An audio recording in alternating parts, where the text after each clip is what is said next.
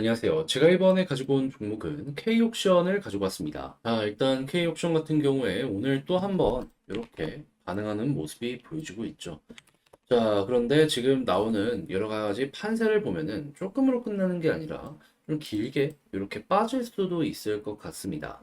여기 위치에서 주목을 해보면 좋을 만한 포인트, 이 어떤 게 있는지 하나씩 살펴보도록 할 테니까 일단 들어보시고 도움된다면 구독, 좋아요 한번 꾹 눌러주시면 감사드리겠습니다.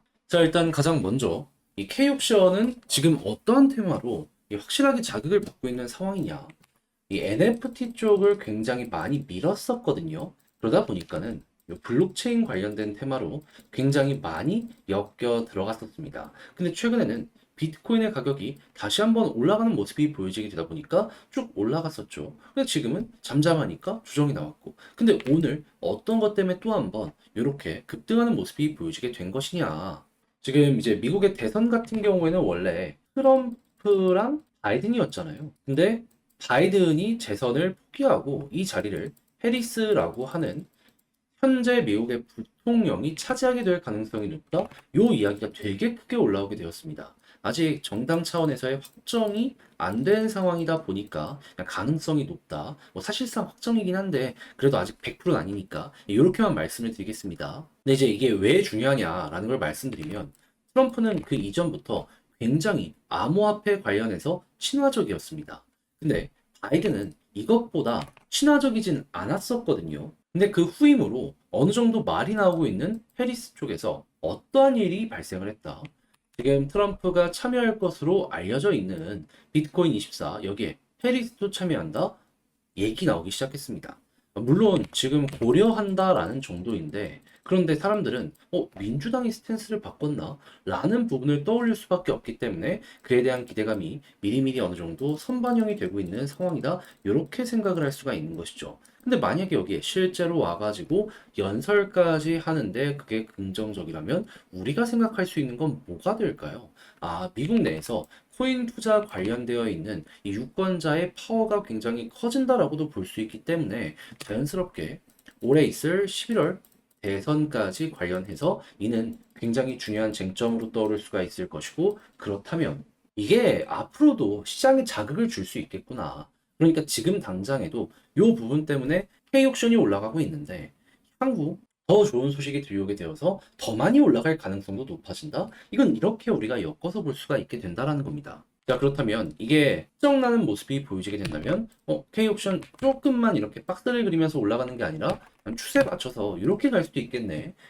생각을 하면서 접근할 수 있겠죠. 그럼 과거에도 이런 테마가 있을 때마다 이런 식으로 올라갔기 때문에 야 이거 박스를 생각을 한다면 그래도 이 매물대 쌓여있는 이런 구간들, 이 박스를 생각한 부분의 상단까지는 여기서 이렇게 노려볼 수 있지 않을까 싶은데, 근데 이제 중요한 건 뭐냐? 올라간다라고 했을 때 이제 힘을 누가 실어주게 될 것이냐라는 걸 이제 생각을 해야 되는데, 역시나 가장 중요한 건 이 최근에 상승 전에 많이 매수를 했던 기타 법인과 외국인 이쪽이 돋보인다라는 거 볼 수가 있겠습니다. 그러니까 이들이 매수를 꾸준하게 해주게 된다면은 더 올라갈 가능성이 높은 거고, 이들이 만약에 마이너스를 보여주게 된다면 최근에 조정이 나왔던 것처럼 힘이 빠질 수 있다는 건 감안을 하시면서 보셔야 된다는 겁니다.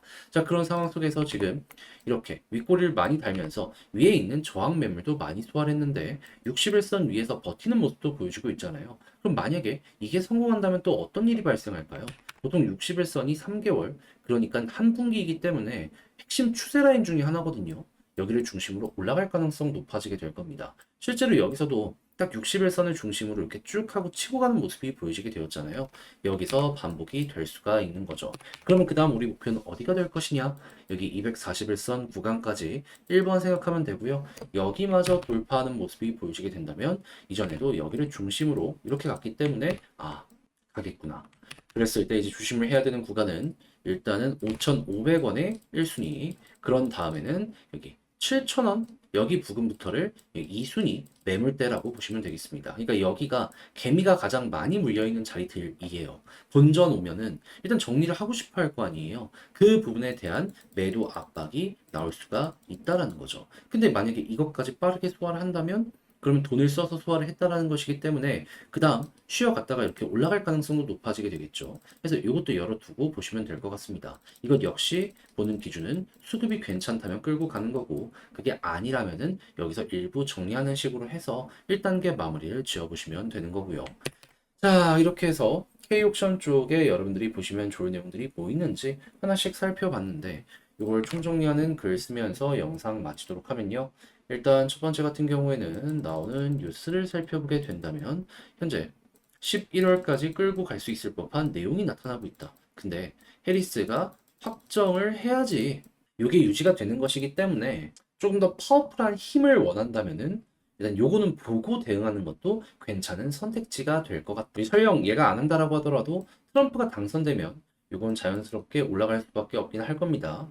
자, 그리고 두 번째 수급 같은 경우에는 외국인이랑 기타 법인 보시면 되고 지지라인의 가장 좋은 자리는 60일선 위가 될 것이며 여기에서 이제 240일선까지 확실하게 돌파하는 모습이 보여지게 된다면 그러면 5,500원 아래까지 보는 게 우리의 1순위 목표가 될 것이다. 근데 만약에 여기에서의 매도 벽을 다 소화하고 빠르게 수급과 함께 올라가는 모습이 보여지게 된다면 그러면 7,007 다시 7,000원 부근에 그 다음 매도벽이 있기 때문에 요 아래까지는 수월하게 올라갈 수 있고 여기서 또 한번 이 4번에서 했던 과정을 거쳐 가야지 또 한번 올라갈 수 있다. 요렇게 여러분들 생각을 하시면서 소화되면 올라가는 거고 소화 안 되면 추정 나온다라는 관점으로 요것도 전략 대응해 보시면 될 것 같습니다. 자, 이렇게 해서 1번부터 5번까지 이렇게 마무리 정리하면서 K옵션도 봤는데 제가 말씀드린 이 영상이 여러분들께 도움이 되었으면 좋겠고요. 잘 보셨다라고 생각을 하신다면 구독과 좋아요 한번 부탁드리며 영상 이만 마치도록 하겠습니다. 자, 이상 주식 정리해드리는 주정남이었고요. 여러분들 모두 오늘 하루도 좋은 하루 되셨으면 좋겠고 영상 끝까지 시청해 주셔서 감사합니다.